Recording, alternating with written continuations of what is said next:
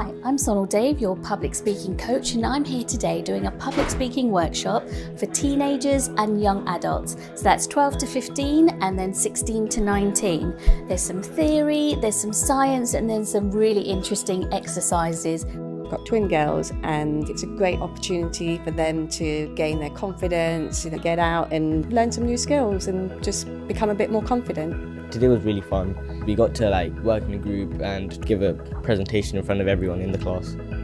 Sonal's just a really easygoing person. She's really comfortable. She's a real open, fun person.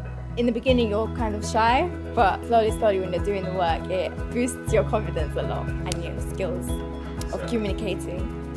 She's given us a topic to plan and then we prepare it in a group and then we go up and perform it in front of her. We've done it twice. The first time she's pointed out how we can improve and the second time we fix those mistakes and become more confident. It's been a really good experience. It's really helped me to improve. I've become a little bit more confident and I now realise my strengths and weaknesses and how I can improve that, because it's a life skill that people need. I think it's really good because it's interactive and she's giving us points as we go along so we know how to improve each time.